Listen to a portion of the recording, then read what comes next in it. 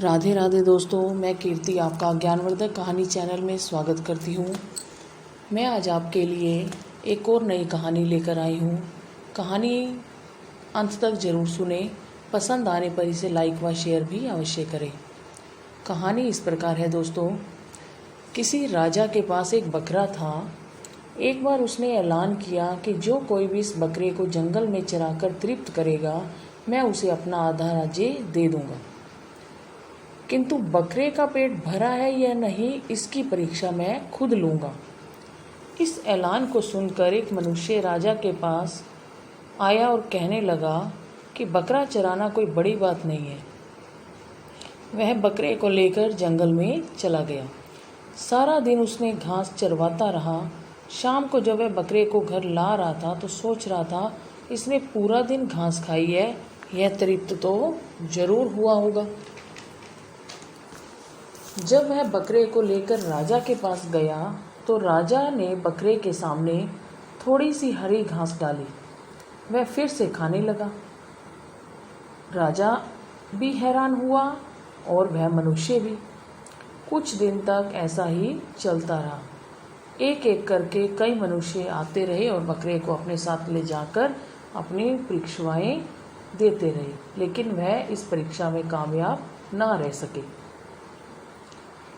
फिर एक दिन एक विद्वान ब्राह्मण ने सोचा, इस ऐलान का कोई तो रहस्य है, मैं युक्ति से काम लूँगा।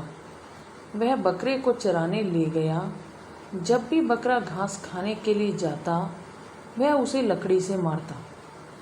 पूरा दिन ऐसा ही हुआ। उसने पूरा दिन बकरे को केवल मारा, घास खाने नहीं दिया। अंत में जब राजा ने भी उसके सामने हरी घास रखी तो बकरे ने सोचा, यदि मैं घास खाने की अब भी कोशिश करूँगा तो शायद फिर मुझे मार पड़े। इसलिए बकरे ने घास नहीं खाई। दोस्तों, इस कहानी में जो आपको यह बकरा बताया गया है, यह बकरा कोई और नहीं, यह हमारा अपना मन है। और बकरे को घास चरवाने ले जाने वाला विद्वान ब्राह्मण हमारी अपनी आत्मा है।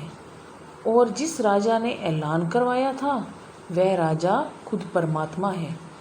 हमें उस आत्मा रूपी ब्राह्मण की तरह मन रूपी बकरे को मारना नहीं है, केवल उस पर अंकुश लगाना है।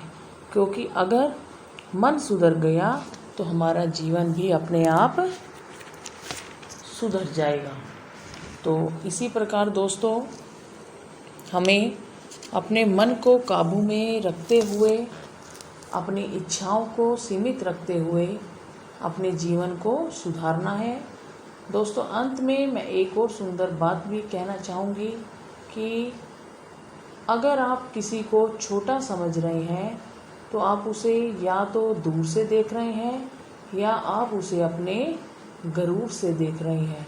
इसीलिए जीवन में कभी भी घमंड ना करें, क्योंकि हर किसी के पास अपने गुण होते हैं। धन्यवाद दोस्तों। राधे राधे।